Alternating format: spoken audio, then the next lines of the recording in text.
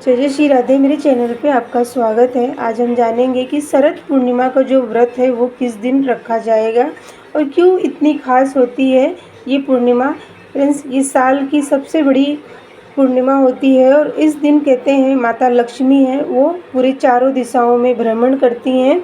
वो ये देखती हैं कि कौन कौन उनके स्वागत में जो है घर में पूजा कर रहा है, कौन जाग रहा है और कौन उनके स्वागत में दीप जला के उनके स्वागत में तैयारियां करता है। तो फ्रेंड्स, इस दिन बहुत ख़ास होता है क्योंकि शरद पूर्णिमा अपने आप में ही पुण्य प्रदान करती है, शुभ फल प्रदान करती है और चंद्रमा की किरणों से अमृत की वर्षा होती है जो सभी के लिए बहुत ही मूल्यवान है। इस दिन रात को बहुत ख़ास चीज़ बनाई जाती है, खीर, और चंद्रमा की रोशनी में रखी जाती है। और अगर अगले दिन फ्रेंड्स इसे सुबह सवेरे प्रसाद के रूप में खाते हैं और इस प्रसाद के रूप में जब हम लेते हैं तो हमारे जीवन में विद्या की, धन की और जो बीमारियां हैं वो हमसे दूर रहती हैं। और इस खीर में ना सभी देवी देवताओं का आशीर्वाद और चंद्रमा की रोशनी में जो खीर हम रखते हैं उसमें एक ऊर्जा होती है जो हमारे जीवन में सभी सुखों को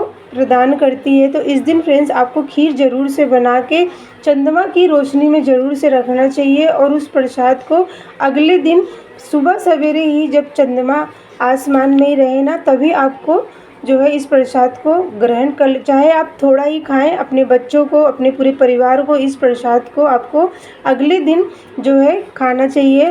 और फ्रेंड्स, इसमें कहा जाता है कि माता लक्ष्मी जो है शरद पूर्णिमा के दिन चारों दिशाओं में भ्रमण करती हैं और वो जिस घर में भी उनकी सेवा शुरू होती है, उनके मंत्र उच्चारण होते हैं, उनके लिए हवन किया जा रहा होता है, वहाँ पे वो बिना सोचे समझे ही प्रवेश कर जाती हैं। तो इस दिन फ्रेंड्स हमें माता लक्ष्मी की भी सेवा ज़रूर से करनी चाहिए। आप उनके कोई भी मंत्र जाप कर सकते हैं। गाय के उपले के ऊपर जो कमलगट्टे के बीज और बेलपत्र की बेलगिरी जो होती है उसको आप उस चीज़ से हवन कर सकते हैं। वो भी बहुत धन को आकर्षित करता है और माता लक्ष्मी को अपनी तरफ वो खींचता है। तो इस दिन अपने घर में आप ज़रूर से हवन करें और जितना हो सके आपको माता लक्ष्मी की कृपा प्राप्त करने के लिए फ्रेंड्स इस दिन उनके मंत्रों का उच्चारण 1 माला या फिर 3 माला ज़रूर से करना चाहिए। माता लक्ष्मी की सेवा इस दिन करने से कहते हैं कि बहुत ज़्यादा से जो धन की समस्या है वो ख़त्म होती है। और इस समय पे फ्रेंड्स जो कार्तिक का महीना है उसका भी प्रारंभ हो जाता है।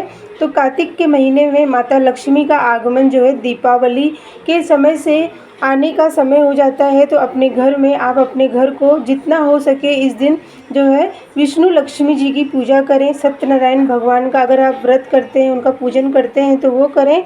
आप इस पूजा को सुबह भी कर सकते हैं और या माता लक्ष्मी की पूजा करें तो वो संध्या के समय करें, लेकिन जब भी आप व्रत करें तो सुबह सवेरे ही सत्यनारायण भगवान का व्रत कथा करके आपको संकल्प जरूर से लेना चाहिए। संध्या के समय माता लक्ष्मी की पूजा करके आप चंद्रमा को इस दिन अर्घ दूध से और मिश्री मिला के आपको अर्घ जरूर से देना चाहिए। इससे ना जो मन की अशांति है, जो मन से किसी भी कारणवश से कोई भी परेशानी है उससे हमें छुटकारा मिलता है। और चंद्रमा की रोशनी में थोड़ी देर बैठ के हमें माता लक्ष्मी के मंत्रों का उच्चारण करना चाहिए। वहाँ पे आप बैठ के हवन भी कर सकते हैं। इससे उस ऊर्जा का बहुत ज़्यादा से उस दिन इस सब कार्य अगर आप करते हैं तो कहते हैं कि उस दिन बहुत ख़ास दिन होता है धन प्राप्ति करने का। आप अपने घर में माता लक्ष्मी के जो हवन कर रहे हैं, जो उनके नियमित जो उनके रात्रि के समय उनके मंत्रों का उच्चारण कर रहे हैं ना, तो वो 100 गुना फल आपको प्रदान करती है। और उस मंत्र में एक ऊर्जा आती है क्योंकि इस दिन जो चंद्रमा है वो अपनी 16 कलाओं से अमृत की वर्षा करता रहता है। तो इसीलिए इस दिन फ्रेंड्स आपको ज़रूर से लक्ष्मी जी की सेवा करनी चाहिए। आप उनको जो है उनके मंत्र और हवन जरूर से करें। आप इस पूजा को सुबह भी कर सकते हैं, लेकिन संध्या के समय अगर आप करेंगे तो उसका विशेष फल होता है। अपनी चौखट जो मेन प्रवेश द्वार होता है वहाँ पे आपको माता लक्ष्मी के स्वागत में ये सब सेवाएं जरूर से करना चाहिए। और फ्रेंड्स, यहाँ पे मैंने आपको बताया कि शरद पूर्णिमा की हमें क्या क्या करना चाहिए। तो अगर आप मेरी वीडियो में पहली बार आए हैं तो मेरे चैनल को सब्सक्राइब कर लें, लाइक करें, शेयर और कमेंट में जय माँ लक्ष्मी ज़रूर से लिखें। तो मिलती हूँ मैं फ्रेंड्स आपको अगली वीडियो में। तब तक के लिए जय जय श्री राधे।